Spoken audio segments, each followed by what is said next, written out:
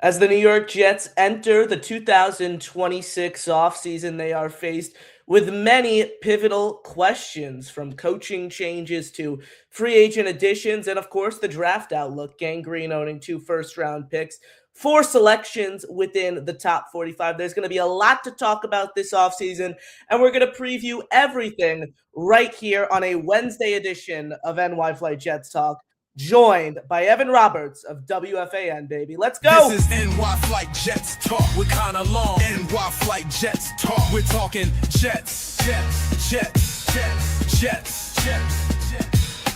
NY Flight Jets Talk with special guests. NY Flight Jets Talk. Here's your host, Connor Long. Jets, Jets, Jets, Jets, Jets, Jets, Jets, Jets, Jets, Jets, Jets, Jets.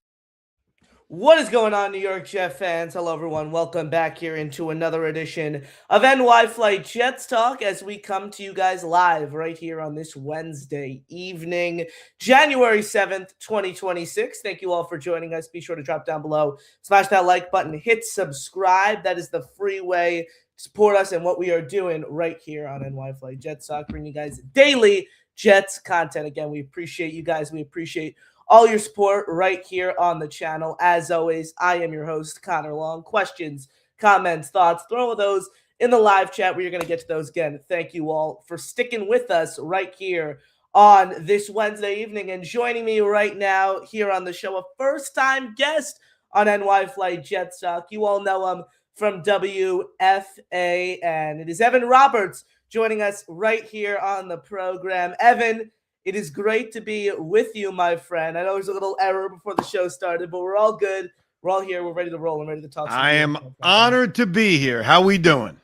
Thank you. I'm doing well. I appreciate you taking the time. Obviously, a few days into not a new job, but a new spot, obviously, on the fan. So I know that's meant some changes for you. It's an honor to be with you, though. And there have been a lot of changes for the New York Jets over these past few seasons. And now they enter an offseason with really more questions than ever, Evan. I mean, this is a team that took a flyer on Justin Fields last offseason. Obviously, that didn't work out. $30 million guaranteed, benched after 9 games, a 2-7 start. So now New York looking for a quarterback among many other things. I want to start at the quarterback position. How do you view this draft class at the QB position in particular? And what approach do you think Gang Green should really take this offseason to address, obviously, their most glaring need? As the season was spiraling out of control, I found myself, like most Jet fans, watching more college football because that was our that was our hope. And so I fell in love with Fernando Mendoza. I hope that we would have been in position to draft Fernando Mendoza. I understand. I guess it could still happen. You know, Dante Moore declares. The Raiders fall in love with him. They hire Brian Daboll. Daboll wants Dante Moore. So, yes, I guess there's a scenario where we end up with him. I don't think it's very likely. So it's disappointing because that was the one guy I was drawn into. I liked Ty Simpson for a while, but he really fell off and he doesn't feel like that franchise quarterback. So it's disappointing that when you have a year like this, and it was disastrous on every level, and you end up with such a high pick, sometimes it's about having that high pick in the right year. We had the number 2 pick in the year we took Zach freaking Wilson. We have the number 2 pick now, in which it doesn't feel like a franchise quarterback. If we had the number pick 2 years ago, we end up with Jaden Daniels or Drake May. And God knows what our future is. So it's a little depressing because it doesn't feel, and obviously I can be wrong, we can all be wrong, no one knows. It doesn't feel like there's a sure thing sitting there for us at 2 to be our magic elixir at quarterback. Yeah, and honestly, Evan, there really isn't that in every draft. The NFL draft, at the end of the day, we talk about it so much. With the Jets, unfortunately, we're typically talking about it around the holiday season already before the new year, but nothing is a surefire thing in April. You mentioned Jaden Daniels and Drake May there. Those are 2 guys who a lot of their success has been predicated upon coaching, and coaching is so important now for these young quarterbacks in the league. Drake May is someone who I really, really liked last year when they kind of thrust him into a starting role after benching Jacoby Brissett up in New England. He is someone who showed a lot of flash, a lot of promise, obviously with a very, very thin roster, a very inexperienced coaching staff that obviously went one and done. But now this year, they bring in obviously Mike Vrabel as their head coach, and then bring back Josh McDaniels as the offensive coordinator, one of the best offensive coordinators in NFL history.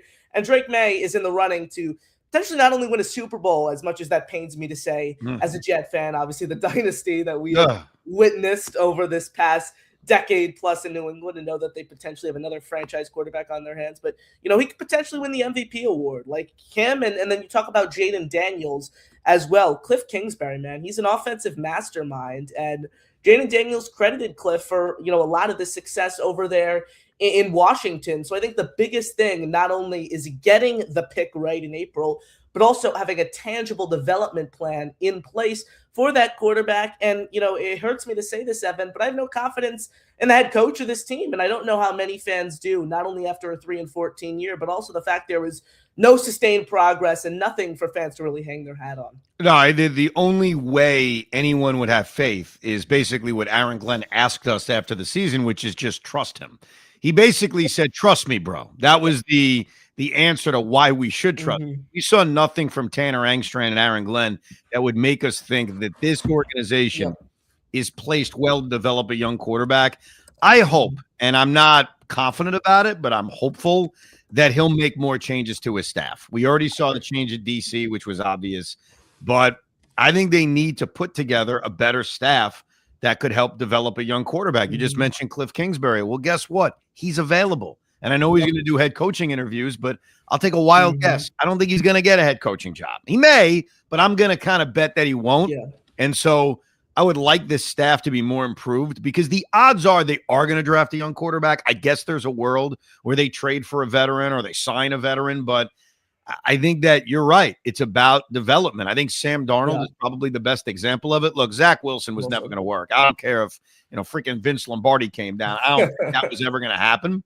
But clearly looking at Sam's success, not just in Minnesota, but obviously what's happened this year in Seattle, better coaching would have benefited him. Also sitting for a little bit of time would have benefited him, which pissed me off at the time. So I agree. There's not reason to believe in this coaching staff. And that's why, despite all the picks and despite all the cap space, it's tough to be very positive right now as a Jet fan looking at our future.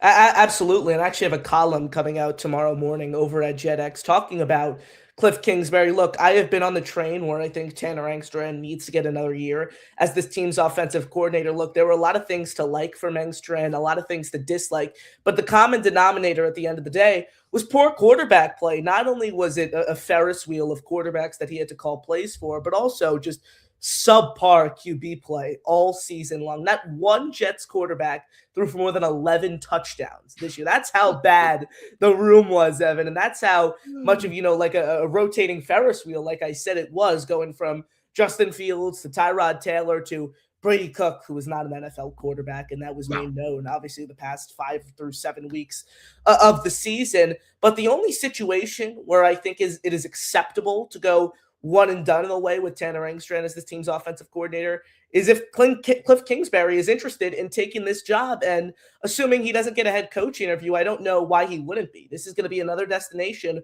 where the Jets are going to be taking a quarterback high. He was the Washington Commanders offensive coordinator these past 2 years. He walked into a similar situation. They were a 4-win team before Jaden Daniels was drafted, and he helped guide, obviously, Daniels to arguably the best rookie season in NFL history, and obviously a run that ended in the NFC Championship game. Look, it would be a little unfair to Engstrand, but at the end of the day, the NFL is a results-driven business, and he didn't show much in year one where it's, you can't really get rid of this guy. Meanwhile, Kingsbury is someone, a proven track record of developing quarterbacks throughout his coaching career. And at the end of the day, Evan, while Aaron Glenn brought Tanner Engstrand with him from Detroit, I think Glenn cares about getting, the best coaches on this staff, because overall, the success of this rookie quarterback is going to, really, really impact the job security of Aaron Glenn. He can't afford to have even, an 0-4 start. He can't afford to start 1-5. He's going to need to win with whether that's a veteran quarterback or a rookie quarterback, and he needs someone to develop that young signal caller. It's not about fairness. It's about winning. You're 100% right. Like, yes, it wouldn't be fair. I don't think it's fair for any head coach to be fired after 1 year or any coordinator to be fired after 1 year, but you have to do what's best. And look, he made that decision with Steve Wilkes. I think it was obvious. It probably should have happened weeks earlier. I still kind of wonder why he hired Steve Wilkes to begin with. But I do agree with you. If you can bring in a coordinator and we can kind of try to play the game of why would you want to work here? Like with a guy with like Cliff Kingsbury. My theory is, and it's kind of what you were talking about, you tell Cliff Kingsbury, hey, look, you come here, you develop a young quarterback and you turn him into something with the Jets and you put together a top 10 offense with the Jets, your stock as a head coach will rise. You will have pulled off a miracle because you would have done something that like none of us ever see. No. So I don't know if that's naively me and you talking as Jet fans on why that would be a sell, but I agree. If you can bring someone in with a track record of developing multiple young quarterbacks, which Kingsbury has done, I'd be on board with it. And I kind of agree that Aaron Glenn realizes he's got to make changes to the staff and he's got to do anything he can to improve it, especially if they are going to draft a young quarterback and try to develop him. So I guess that's another area where I have hope. I have hope that Aaron Glenn is going to realize I got to do whatever it takes, even if that means doing something that's unfair.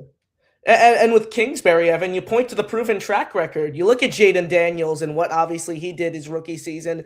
You look at what Kingsbury was able to finagle out of Kyler Murray. You know, he had 2 all-pro seasons under Kingsbury's watch. And obviously since Cliff was fired over there in Arizona, his numbers, and talking about Kyler here, declined rapidly. He worked with Patrick Mahomes at the college level, worked with Johnny Manziel at the college level, worked with Caleb Williams at USC.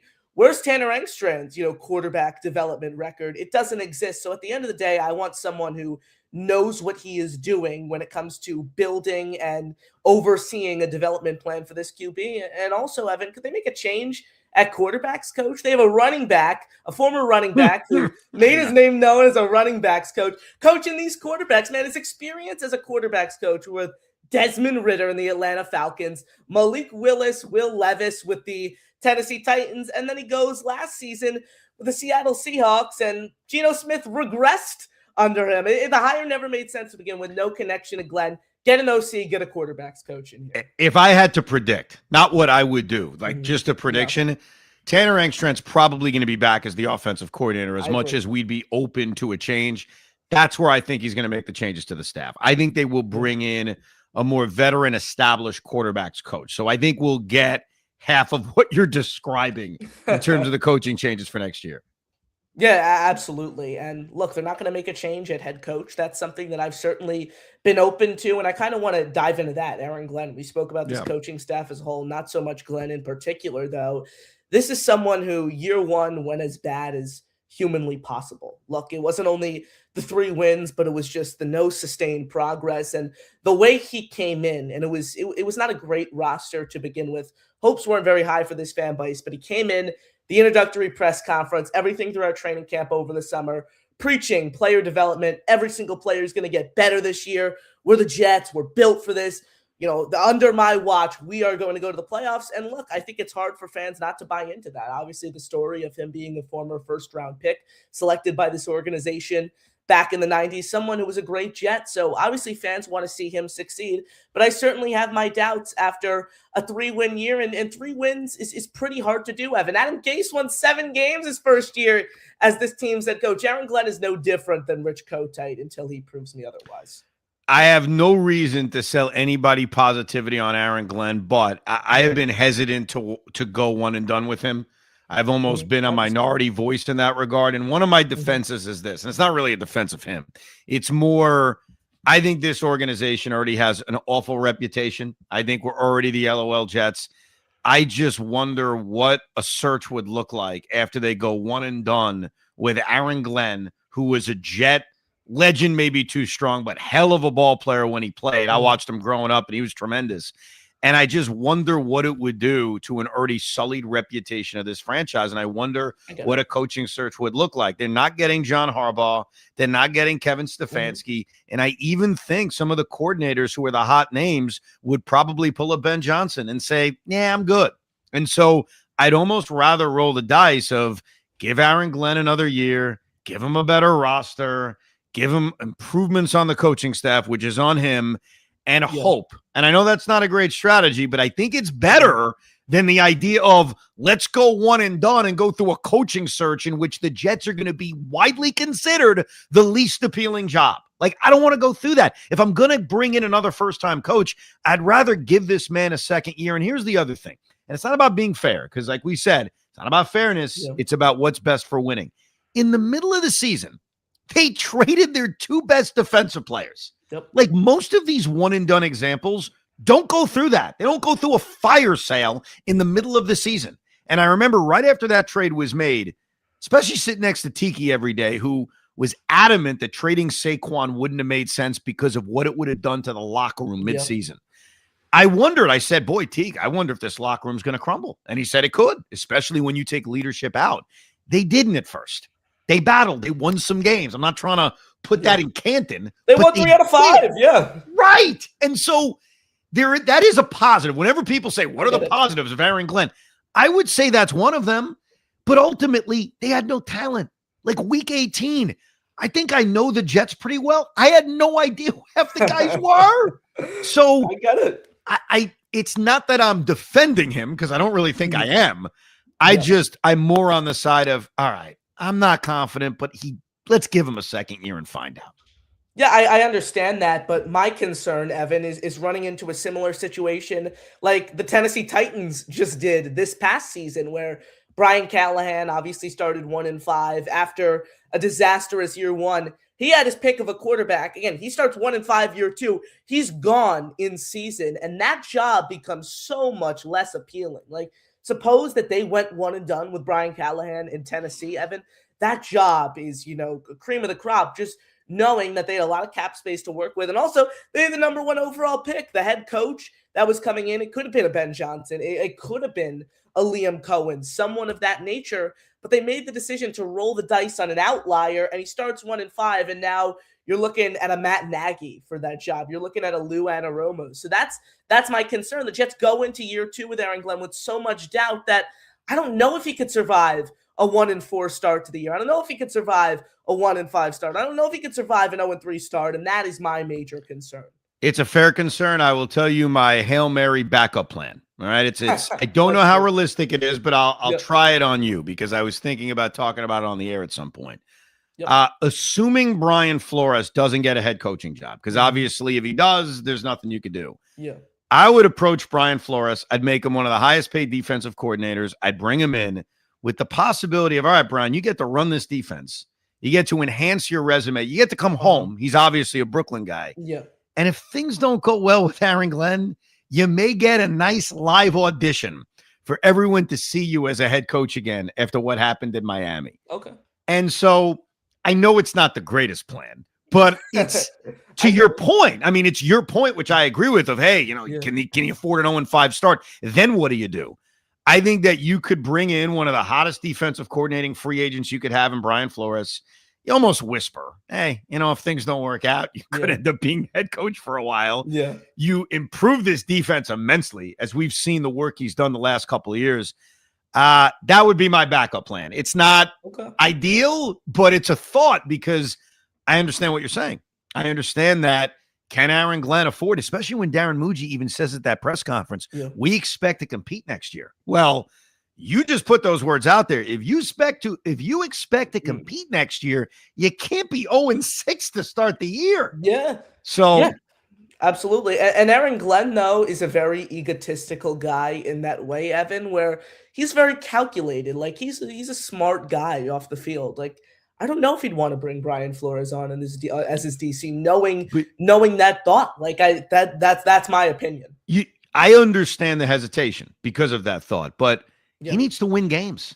And he's going to have a defense, while it should be better based on the assets that they have in the draft and the free agent money that they have. They have so many freaking holes to fill on defense that your best shot is to overachieve with a really good defensive coordinator. So the risk is, yes, I got someone who could take my job, but the reward is I actually have a chance to have a halfway decent defense if Brian Flores can basically overperform the talent that I have. So Aaron Glenn knows he needs to win. Goes back to the point about making changes on the offense as well. So that would be my hope. And maybe it's a fantasy because Flores can end up with a head coaching job. He may not want to coach the Jets. You mentioned the Aaron Glenn worry. So it probably doesn't happen, but I'm at least trying to frame how it could happen. Smash the like button, hit subscribe. I'm Connor Long. He's Evan Roberts right here on a Wednesday edition of NY Flight Jet Talk. 390 guys watching us live. Drop down below, smash that like button, hit subscribe. That is the free way to support us, what we're doing right here on the channel. Questions, comments, thoughts, throw those in the chat. We're going to get to those. A few minutes left with Evan. So want to go to you guys in the chat, see what you guys have to say. Jake Asman drops in with a $2 super chat. Shout out to you, Jake. Says, love seeing Evan on with you. He's the best. Thank you, Jake. Appreciate the support, and Evan, appreciate you hopping on. Like I mentioned at the top of the show, it is great to be with you. Tank for Ty in the chat says, I'd be over the moon if we draft Ty Simpson at number 2 overall. I know you touched on him, obviously, at the beginning of the show in the quarterbacks. I think it's easy to understand why fans would be concerned with Ty Simpson, given the overall inconsistency. Excuse me. Let me throw this at you. It's a conversation I had with Mike Francesa 15 years ago. He said, would you trade Jose Reyes for Johan Santana? And my answer to him was, I don't have to. Like, why would I trade Jose Reyes for Johan Santana? I can get him from minor leaguers. So my response to that comment is, why would I use the second pick in the draft for Ty Simpson when I can literally just probably pick him at 16, which is what I think. Now, maybe I'm wrong. Maybe I'm not mock drafting correctly, but I think that with our 2 first-round picks, we can almost pull a Giants. Not that I ever want to pull a Giants. They're a loser franchise too, but use our top pick to get the best player available. And then with our second first-round pick, obviously they had to trade up, so it's a little bit different, but we've got a second first-round pick far better than what they even traded up for and potentially get a quarterback there. And I think that's the beauty of the amount of draft picks that we have, that's an option, that we can not necessarily have to take the quarterback with the second overall pick. Absolutely. And I think when you talk about Ty Simpson, he's not the attractive Dante Moore. He's not the attractive Fernando Mendoza. He doesn't have the strongest arm in the world. His deep ball accuracy is obviously inconsistent. I think I like Ty Simpson on the surface and what he can be at the NFL level. I love his pocket awareness. I love overall the way he just reads the field. I think he's a super quick processor, not only for a college player, but also someone, Evan, let's not forget, who is in his first year starting at Alabama. He sat behind Bryce Young. He sat behind Jalen Milroe. He's on the older side, so I think it makes sense for him to declare, obviously, in this year's draft. But you're looking right now at what could potentially be a 2 QB class with Simpson and Mendoza. And that's really troubling because the Raiders, obviously, picking ahead of the Jets, number 1 overall, they seem like a natural fit for Mendoza. Look, I don't want to do the whole lock. Fernando Mendoza's going to the Raiders. Let's base it off that because we don't know who the head coach of that team is going to be. We don't know what route they are ultimately going to take. But look, I mean, there's a possibility where the Jets are looking at, Ty Simpson as their lone option at number 2 overall. I think that's a real chance. That's why it is very important, and we'll find out soon, for Dante Moore to declare, even if we don't take him. Because I think there's a lot of other good possibilities that go along with him declaring. Number 1, you never know with the Raiders. You really don't. We don't know who their coach is going to be. We don't know. I mean, it's certainly possible that through the combine and through the whole pre-draft interviews that it changes, that they prefer Dante Moore. And then the other option, which I've thought a little bit about, is do we actually take the number 2 pick and trade back? Is there another quarterback needy team that loves Dante Moore, maybe more than we do, and we collect even more assets, not just to build our team this year, but to be more ready next year to pounce on a quarterback? I know it's unappealing to have to wait another year, but the draft class next year, as we all know, has a chance to be a lot better, especially at the top of the draft. So it's something worth thinking about. The bottom line is this: it is better for all of us if Dante Moore declares. That it's just, it doesn't mean we're taking him, but it gives us a lot of other possibilities. it opens up the door for more options, and that's what this Jets team has a lot of right now, obviously with their draft capital. But when it comes to the board, quarterbacks in particular, the Jets obviously still looking to gain more leverage in a way where they can, potentially, if they're in love, Evan, with it, with an Arvell Reese, with a Reuben Bain, with a Yeah. Carnell Tate, and they really love those guys. They want to take one of them high.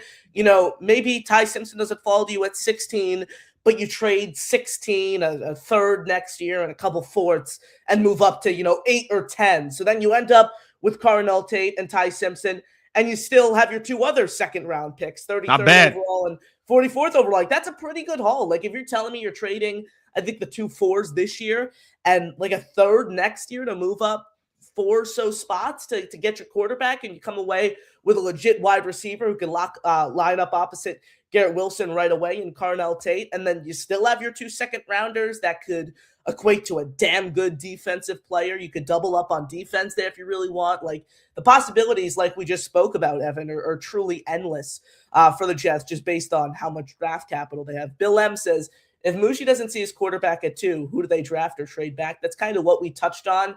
Is there any, non-quarterback who you really, really like at the top of the draft? No one jumps out at me. I mean, honestly, like, it doesn't feel like there's that generational player that I would have to have. Mhm. But I'll also be honest, once I sit around and I watch the combine and I, engulf myself in the draft, because it's crazy to think we got 4 freaking months. We just sat through a 4-month football season. We got 4 more months through this. Over 100 days. I know. Bottom line is they need a billion pieces on defense, as we know. I mean, they could use another wide receiver, obviously, but they need a billion pieces on defense based on the lack of talent that's around. Certainly. Tank for Ty comes back in, says, what do you think about the Jets bringing in Russell Wilson as a veteran bridge quarterback to help groom the rookie QB? Feel like his name is never mentioned. Professional guy willing to mentor. I have an interesting take here, Evan, so I want to hear you. Do you want him? I have no interest in Russell Wilson. No. My intriguing take is, I've heard some people now mention his name.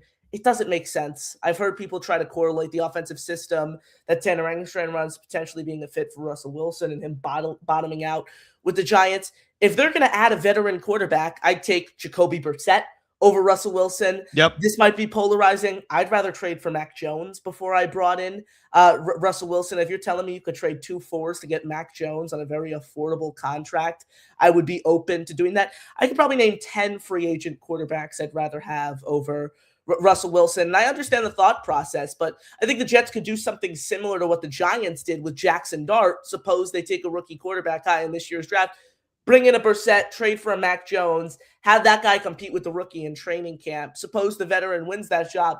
Start in the first 5 through 8 games maybe of the season, and then you thrust the rookie into a starting role. That's kind of, I think, the thought process that's intriguing. Here's what I know. If they're going to draft a young quarterback, there needs to be a real competition. There wasn't one for Zach Wilson. There wasn't really one for Sam Darnold because they traded Teddy Bridgewater, couldn't wait to. There wasn't one for Mark Sanchez, even though that worked out. Kellen Clemens was not real competition. There needs to be a real competition. But also what I learned from the Giants is that the Giants didn't have a real competition that gave Jackson Dart an opportunity to start right away. And everything I found out from the Giants after the fact was that Jackson Dart was more impressive than Russell Wilson or Jameis Winston and should have started right away. And I'm not opposed to that. Like, Russell Wilson's career started with him winning a job and starting right away. Exactly. But this franchise has done such a terrible job of not allowing a young quarterback to have time to marinate. And I don't even think it should be predetermined like, all right, I'll give the veteran 5 weeks. No, when the kid's ready. And everybody's different. Some guys can be ready 5 weeks in. Some guys need more time than that. Some guys should sit for an entire year. One thing, I don't know if you agree with this, but if I draft a young quarterback, I'd rather have like a true competition from someone. I don't want to say like Justin Fields because that failed, but someone young who still has an upside as compared to a clear backup like Jacoby Brissett. Mac Jones. I agree with. I think Mac Jones fits, by the way. That's why I don't mind that. I don't think Kyler Murray's ready for that at this point in his career, because I would have said him if Arizona ends up cutting him and you sit him down and you're honest and you're like, dude, you're competing for a job with a rookie. And if you're good with that, come in. That's fine. If you're not, we're not interested. But I almost would rather a real competition than some veteran who they know they're eventually replacing. You know what I mean? Like, I think a Yeah. real competition with a relatively young player, and Uh-huh. Mac Jones absolutely fills that. I find that more appealing than the 35-year-old, than the Tyrod Taylor veteran sitting there. I agree. Trade a 5th round pick to Philadelphia. Bring in Tanner McKee. He's someone who's flashed upside in Yeah, obviously minimal games. Throw a few day 3 picks their way, and you bring him in. And you could host a legit competition with him. Again, possibilities at quarterback in particular are endless. Evan, I know we planned for about 30 minutes. You got a few minutes left. We got a sure. few more questions in the chat. Awesome. Appreciate you taking the time as always, and thank you to everyone watching us live. We got 490 guys in the building. Smash the like button, hit subscribe, completely free, and continues to help us grow right here on the channel. I'm seeing some Breece Hall chatter in the chat. I see someone says if we can't get Breece Hall on a 3-year deal, franchise him. See, Alan says transition Breece and deal him. This is a conversation that I wanted to get into you with Evan, because Breece is really interesting, right? This is someone who last year obviously did not have his best season. He took a steep decline as both a rusher and a receiver after a great 2023 campaign. It was puzzling because it was a better O-line. It was just expected to be a better year overall for him. He was expected to take another step forward, not a step back. And you look at what he was able to do this year. He obviously rebounded. He was one of the lone bright spots really across this entire team. And Darren Muji spoke to the media yesterday. He wants Breece back on this team. He wants as many good players on this roster as possible. Now, when you talk about the contract, that's where things get interesting. One, do you want Breece back? Two, what is your contractual preference, if so? I 1,000% want Breece Hall back. They are going to draft a young quarterback, or at least we assume, and you need to put that kid in the best position to succeed. Having a superstar wide receiver like Garrett Wilson, having a really good offensive line, which they currently have. It's the strength of our team. It's the best part of our team. And having a running back like Breece Hall, I think it's a no-brainer to bring him back. I think that the contract thing it's difficult because you can always tag him. And so my attitude would be Breece Hall's going to be on the New York Jets. Like, I hear this, well, does Breece Hall want to be a New York Jet? I don't really care. Because even if he doesn't, I'm going to tag him. Like, that's hey, until the rules change, those are the rules. I know he may not be thrilled about it, but I would have good faith negotiation with him and try to give him a reasonable deal. Now, the great spot is we got cap space. We're not this position the Giants were in a couple of years ago where, well, can we really afford to pay a running back? Dude, we can afford to pay anybody. Like, we got tons of cap space. So I'm not even overly concerned about it. My priority is that young quarterback needs to be in position to succeed.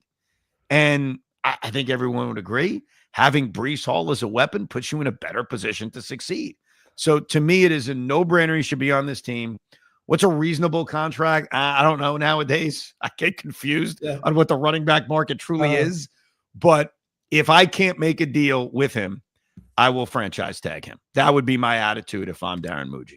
Yeah, look, again, it's certainly a very interesting situation. I think Breece Hall will be a Jet next year. The going rate, Evan, for running backs around $11 million a year for someone of Breece's caliber. That's what Kyron Williams got last offseason. 3 years, $33 million. So their production, obviously similar. Breece provides, I think, more value to the Jets offense than Kyron does to the Rams offense. But I think that's more so because of the lack of weapons that New York has. And obviously they're looking to add this offseason. So should they give Breece a multi-year deal? I think you're looking at 2-3 years in that, $11, $12 million a year range, which I'm okay with. Like, the people that are talking about, you don't want to overpay Breece Hall. Evan, this team is projected to have over $90 million in cap space this offseason. What do you want them to do if you don't want to give them, if you don't want to give Breece, your first 1,000-yard rusher since Chris Ivory back in 2015, $10, $11 million a year? I don't get it. Plus, you draft talent to keep them. And too many times we're in a rush to get rid of them. I understand the Sauce trade. Like, obviously, It turned out to be a steal. But I admit, like, in the moment, not that I hated the trade, I was disappointed because you use a premium pick on a cornerback who showed definitely at times, because it wasn't all the time, all-pro capabilities. It's depressing to have that guy go. It just is. Absolutely. Doesn't mean it was the wrong decision. It was obviously the right decision, but it's just like you draft a guy to keep him. And I know that Breece Hall's had his injuries, and maybe it hasn't worked out to this point the way we dreamt after that draft, but I would want him on this team. I think a 3-year, $33 million deal is reasonable. And like you said, and we've talked about this, so loaded with cap space, it's not something they need to nickel and dime. Absolutely. Where are you going to spend that money? It's just a weak free agency class. You could find upgrades across the depth chart. And the thing is, Darren Muji, you mentioned that quote earlier on in the show that he wants to compete next year. And Yeah. when you look at the roster now, I think it's easy for people to point to that and say, no way this team is competing next year. The NFL and rebuilds in general are very, very, very quick. They're very quick. They are done swiftly and smoothly if you're able to get two things, the right head coach and the right quarterback. I don't think this team is the right head coach if early returns mean anything, talking about year one. And this team sure as hell doesn't have a quarterback. So it comes down to getting those two things right and obviously supplying them with weapons. And again, around $100 million, $90 million in cap space is a lot of money, a lot of money. And the Jets are going to be able to spend that this offseason, find upgrades all over the depth chart and obviously in the draft. I was on podcast the other day, Evan, and it was like an NFL podcast in general, and they asked me, "Oh, where are the Jets' biggest needs this offseason?" It's like the better question would have been, where do the Jets not need to make additions this offseason? Like the list of needs that the Jets have this offseason is through the roof. But again, the good news, a lot of cap space, a lot of premium draft assets. We'll wrap with a fun comment here about the Nets. Alan says, Evan, your Nets were smart not to trade for Trae Young. Hope he enjoys DC. Evan, I'm a Nets fan as well, and I think the one of our our 8-person net fan base to ever exist. And Keith McPherson is in the building, and he says the Nets force OT 93-93 in Brooklyn. I mean, I'm watching Igor Joman game tying 3. I had to make a decision. Do I DVR or do I have it on in the background? And well, the answer is I got it on. So I was able to watch my Igor game tying 3 as they're trying to beat the Magic. I had no interest in Trae Young unless he was coming to me as a negative asset and I was collecting a draft pick. The Nets are rebuilding. They're doing it the right way. There'll be a time to pounce. I don't think that time is now. I'm very mixed about what they should do with Michael Porter Jr. He has been freaking awesome. And he's emerging. If I can get like a couple of first-round picks for him, I would consider trading him, or I hold on to him and basically tell him to sit the final 2 months to complete the tank. And then next year, I've got him ready to go. So those are the decisions we have to face right now. Yeah, it's really tough, Evan, right? Because MPJ has played at an all-star level. This is someone who's a really, really good player. And I was a huge fan of that trade to begin with. Obviously, you shipping out Cam Johnson and you get MPJ alongside an additional for an absolute steal. And a lot of the concerns was, oh, how is MPJ going to fare as a number 1 and number 2 option? His efficiency is going to go down, blah, blah, blah, blah, blah. How is he going to play without Nikola Jokic? How is he going to play without Jamal Murray? Well, here are the results. He's compiled an all-star season with a Nets team that doesn't have much help around him. Like, he's a damn good basketball player. Here's what was so weird about it. And I guess I fell into it too. And I'm convinced a lot of it is his personality, that people just don't like him. They think he's weird. He says a lot of controversial things, whatever. He was on a winning team and played a role on a winning team as the third option. Why would anyone assume that when given the keys to the castle, he would fail? Like, it's not like he was on some garbage team. He won an NBA championship. So I think that some guys, and I think Jalen Brunson's a great example of this, not that he had won a title, but Jalen was given the keys. He was given a chance to be that star player. And to his credit, man, he has grabbed it with the New York Knicks. And in the limited sample size we've had with Michael Porter Jr., he's taken advantage of it. And it's why I think the Nets have a tough decision to make, because he's young enough to say we should hold on to him. He's the kind of guy we're looking to add. So I don't know what the right answer is. I lean towards asking for the moon. If I get it, if I get blown away, fine, I'll make a deal. If not, he's one of the pieces I can sort of build around along with the 5 first-round picks from this past year. Yeah, they have so many first-round picks. They obviously just took 5 rookies, Evan. I'm in the boat where I just wouldn't trade them, right? Because, what's the point, in adding more draft picks? And I know that, some Net fans might look at me like I'm crazy when I say that, because what are you talking about? This is obviously a multi-year rebuild for Brooklyn. They have 5 rookies. They can't find NBA minutes already for 5 rookies. What are you going to take, 8 more guys in the first round over the next 3 years? I think a part of the reason though is you want as many assets as you can to trade for that next superstar who becomes available. But who is that person? Like it's not Giannis for me. I mean, he's already in his 30s. That doesn't do it for me. So I don't know. I'm going back and forth on it, but man, the more he plays and the more he plays well, the more he fills it up. It's tough to want to move on from him. Evan, thank you so much for the time, my friend. It was great getting to chop it up with you for the first time. You got any final thoughts, football related, non-football related, before we wrap things up? Here's my final thought to the fellow Jet fans out there. I know it's tough to keep the faith, but when we finally win, when it finally turns around, it is going to be so much sweeter for us than any other franchise, because no other franchise's fan base understands the freaking pain we've gone through for most of us our entire lives. I used to say this to Joe Beningo, at least you won the Super Bowl. At least you saw the success. Yeah. For most of us, we're nothing but losers. So let's keep the faith. And one day when we finally succeed, it will be sweeter than anyone else could imagine. Hell yeah. Evan, thank you so much for the time, my friend. It was an honor to share the screen with you. Hopefully we could do this again. And, hopefully we're talking about a winning season this time next year. Hopefully we're sitting here next year on January 7th and we're saying, is Fernando Mendoza going to be the offensive rookie of the year or the rookie of the year? Hopefully that's what we're talking about. But until then, I'm Connor Long right here on NY Flight Jets Talk alongside WFAN's Evan Roberts saying, have a great rest of your evening, everyone. And as always, JTS, baby. Jets, Jets, Jets. Peace out, folks.